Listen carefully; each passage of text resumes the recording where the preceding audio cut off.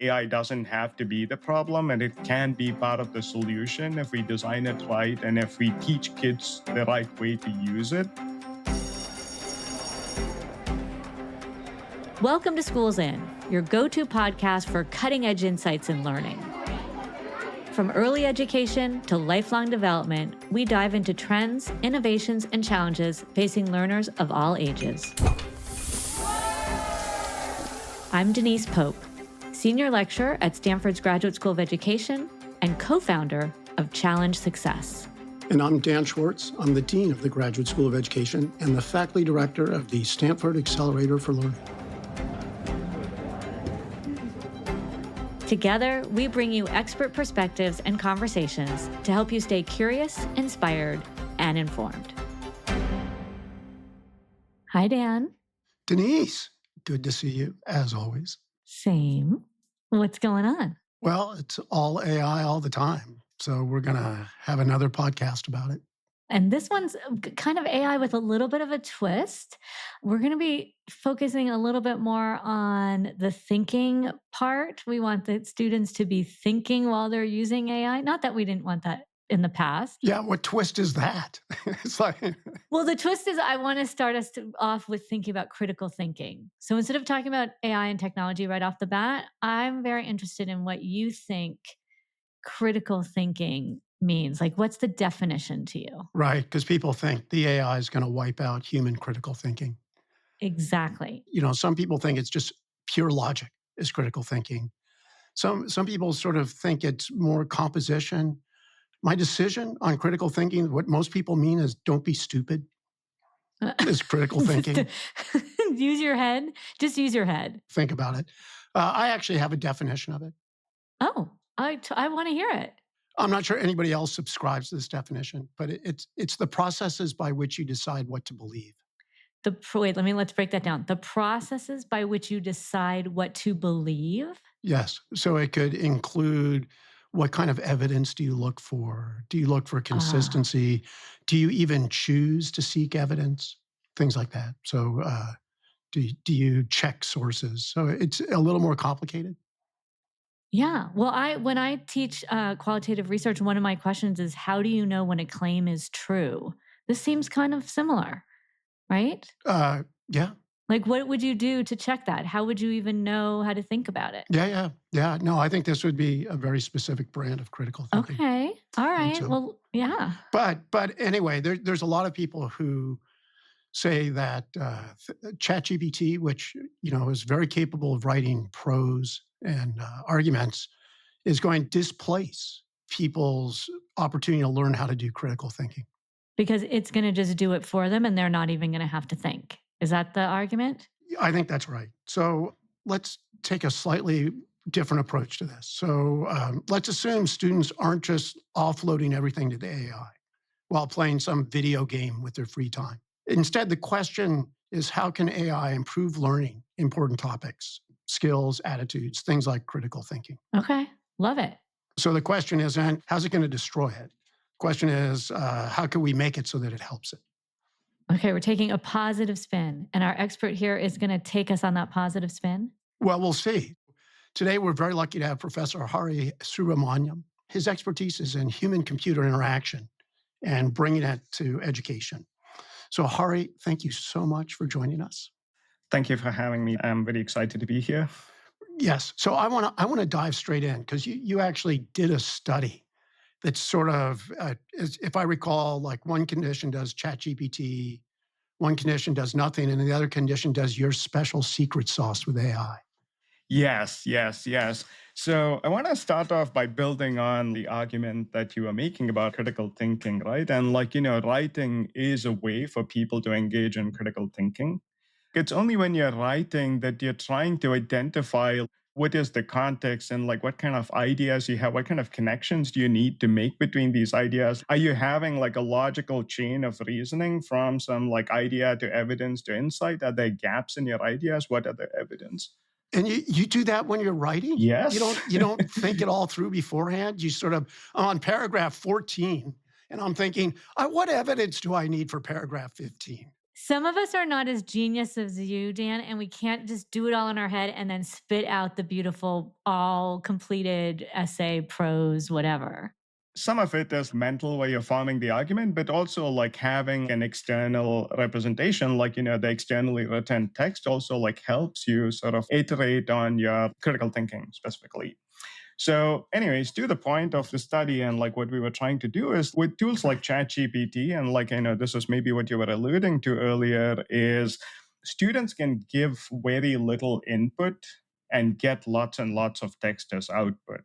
So there is this imbalance between like how much input you give and what kind of output you get. So if I'm trying to write an essay, I can just go to ChatGPT and say like, okay, help me write an essay about, say, healthy eating and nutrition. And it's going to give me like, 3 or 4 paragraph long essay. And I think that is when the student or the learner is not actively participating in shaping the essay, a lot of the creative and critical decisions are made by the AI.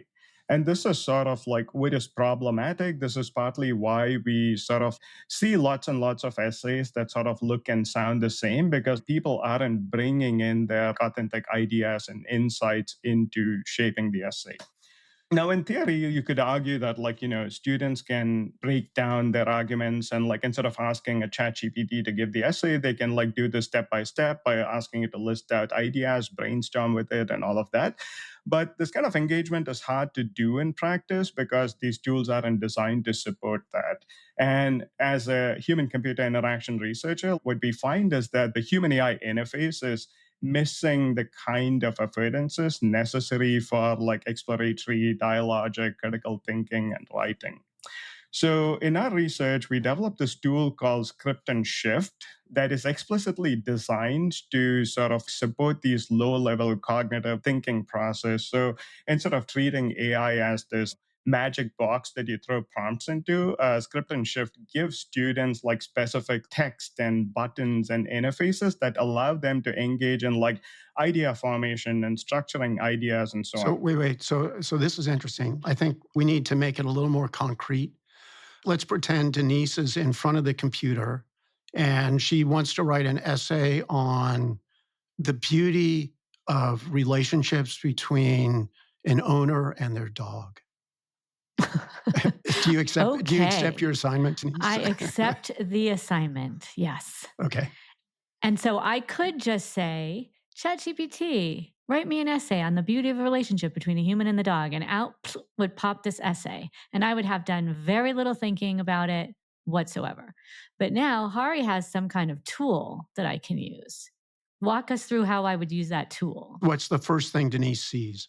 The first thing Denise sees is a layer where she indicates what is her goal, like in this case, writing an essay about her relationship between her and her dog.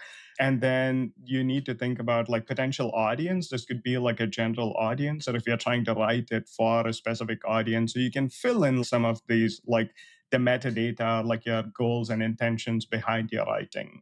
Like prompt, you're giving me prompts like who's your audience? Like, are you kind of acting like an English teacher? At this point, like you are sort of expressing like these initial goals. At this point, there is no AI yet in the tool. Like you just, when you open the tool, there is an interface which tells you like, what is your writing goal? What is your topic? What is your audience? Sometimes if you're using other reference material for your writing, you can upload all those documents as well, which the AI will use at a later stage to sort of facilitate this like low level, like thinking and the writing process. But I agree with you, Denise. Thinking about who your audience is, it's something you got to teach people because Yeah, I mean, that's one of the things I teach people all the time before you write. What's your purpose? Who's your audience? Yeah, love Yeah. that. Yeah. Okay, so then what happens? So we've established all that, and then what happens? Yes. Okay. So at this point, I'm gonna like briefly tell you what the interface looks like.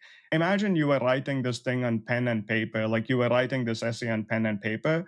You may have like a bunch of note cards or cue cards where you put in like, different anecdotes or like things about your dog, specific events and experiences, all of these on like different cue cards. and then you're trying to then compose them into a coherent story. You can think about the order and the stuff within like each cue card. You can kind of think about like how you're going to translate what's in the cue card to how you want to say it to a specific audience.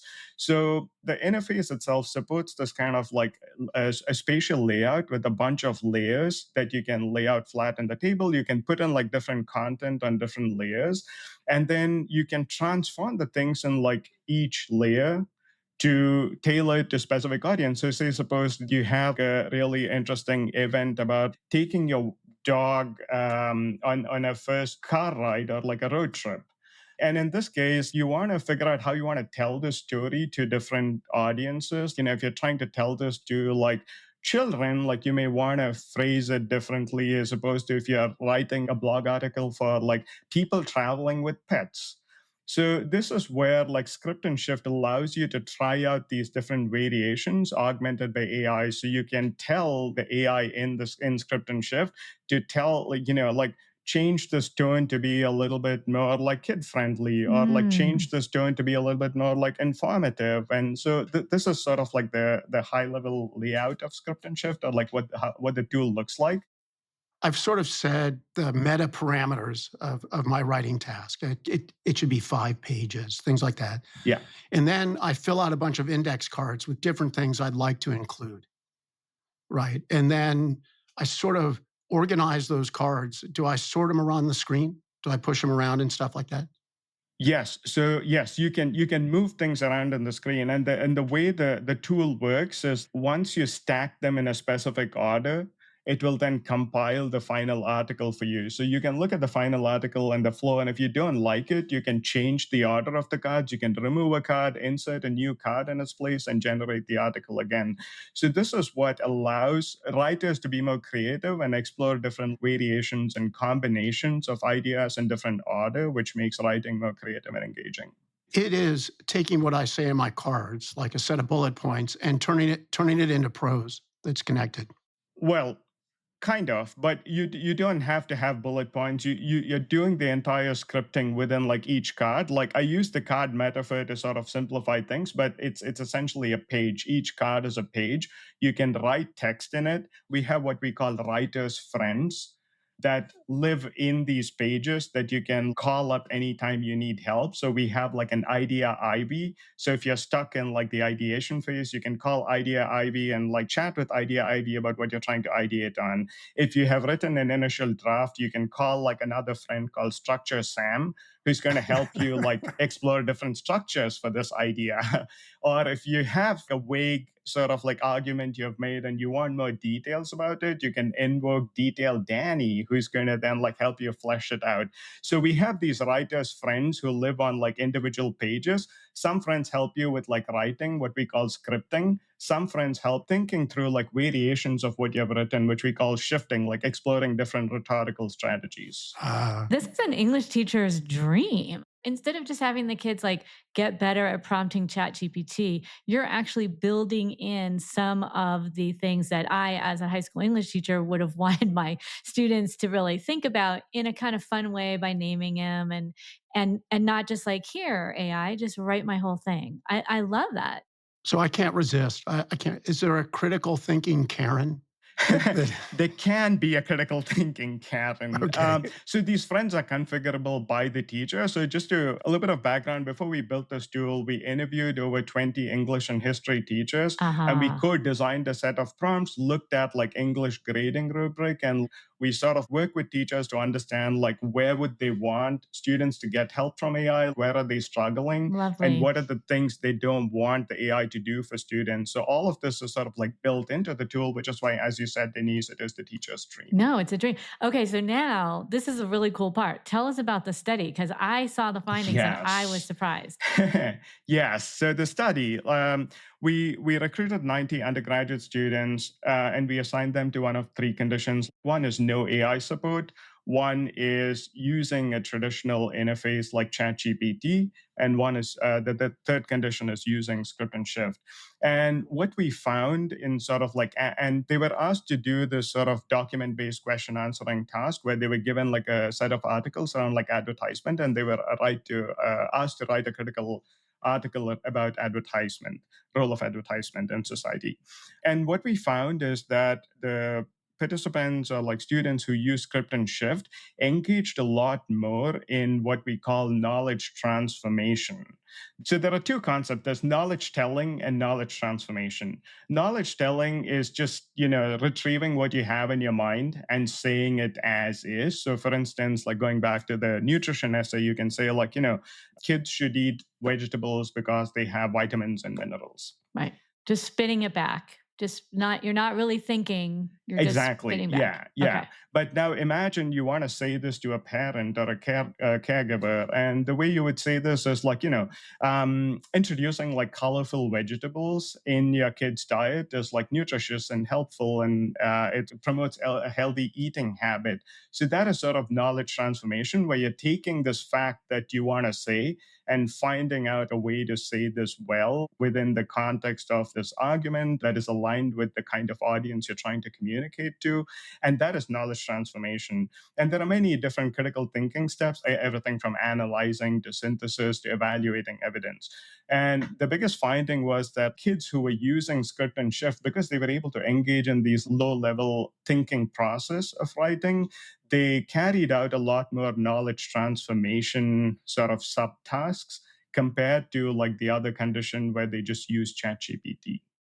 So did you when to find out that they were carrying out the knowledge transformation subtext, was that just because you watched them doing those pieces in the writing, or did you have another kind of assessment afterwards to see what they learned?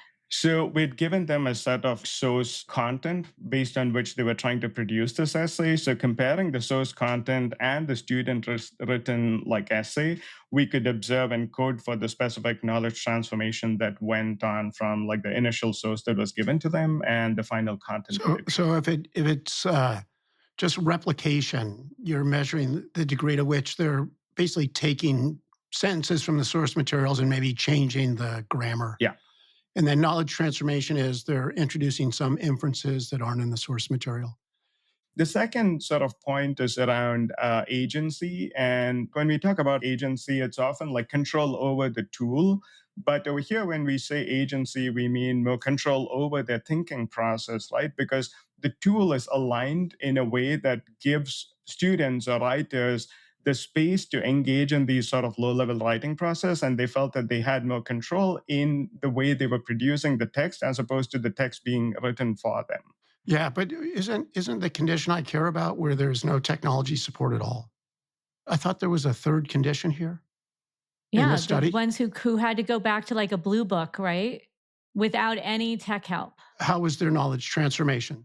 Yeah, so the no tech help and like chat LLM conditions did not have significant knowledge transformations along like the established set of dimensions, synthesizing, assessing, and all of these things compared to script and shift condition. And similarly with agency, we didn't assess for agency in the baseline condition, but compared to like script and shift and a chat GPT like condition, like students who used script and shift felt like they self-reported that they had a lot more control over their writing. All right. So there you have it. AI can be better than no AI, and good AI is better than ChatGPT. Yeah, scaffolded AI could be better than no AI at all. Why? Because, yeah, you're teaching something. Like, to me, this is a no brainer, very, very exciting, Hari, but also like, yeah, with some help, like a teacher or a script and shift, you're going to learn to do low level thinking instead of just sit down, write this whole thing. Oh my gosh, I don't know how to do that. Okay. There we go.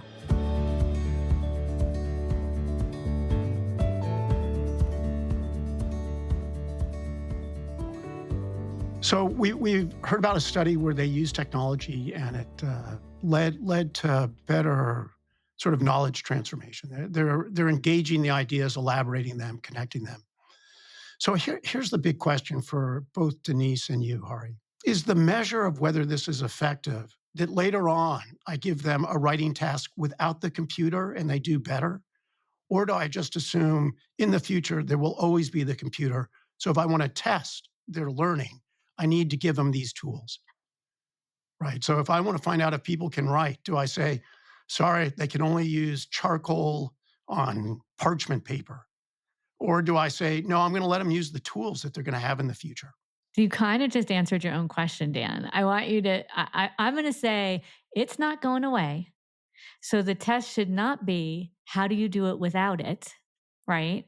It's how do you do it with it. That would be my answer. I don't know, Hari, you're the expert here, but that would be my answer. Yeah. So I think the short answer is yes, I do agree with you, Denise. Like I think we want to test them on like how they would do things with the tool. But going a little bit more deeper into why we get kids to learn how to write and why we give them all these like essay writing assignments is so that they can build sort of good internal procedures and ways to think about writing.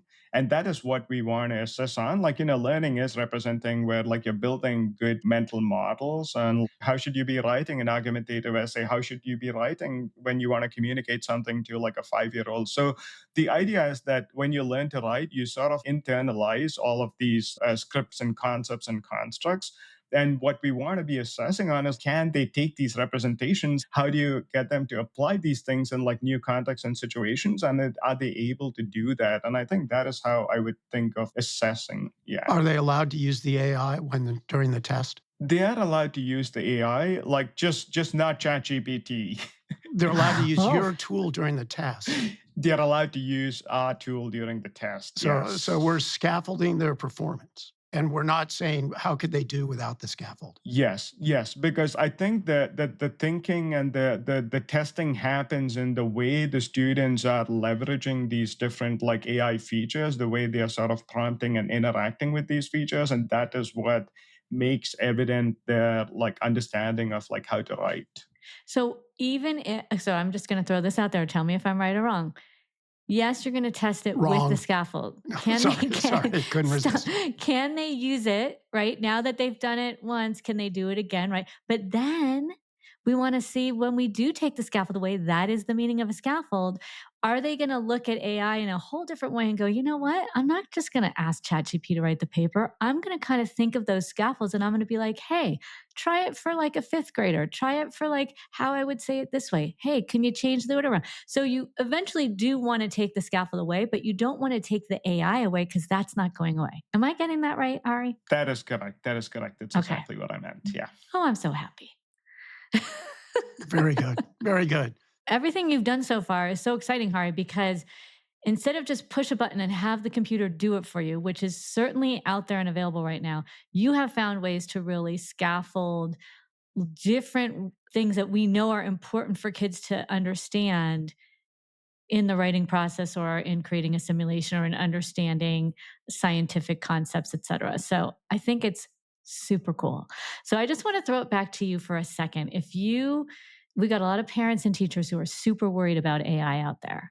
What's your advice, given what you know and what you've been able to do? What's your advice? What's the secret here to handle AI in education? Yeah, yeah.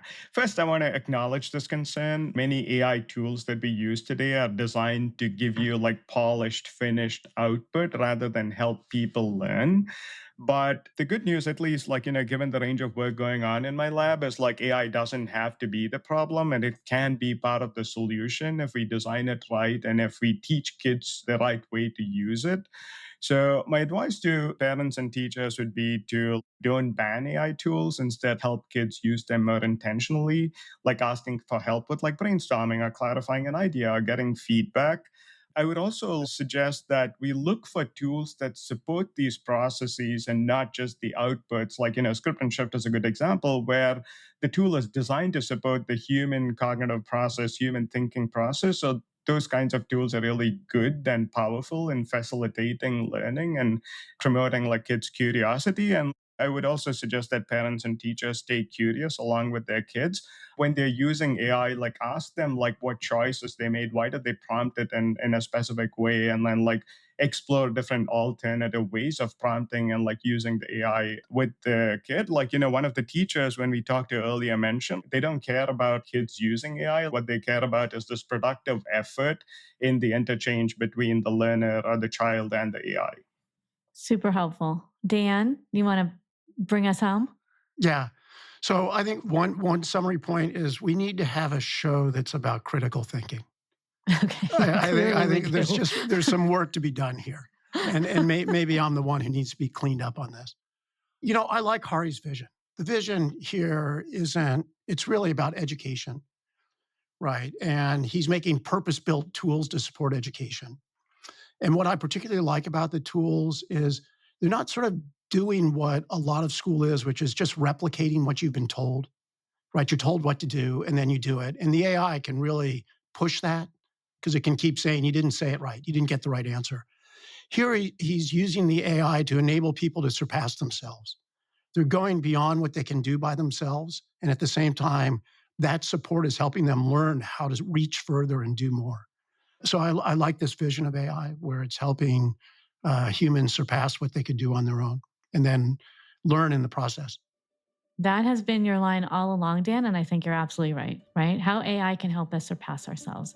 All right, thank you so much for being on the show. What a great show. And thank all of you listeners out there for joining this episode of Schools In. Be sure to subscribe to the show on Spotify, Apple Podcasts, or wherever you tune in. I'm Denise Pope.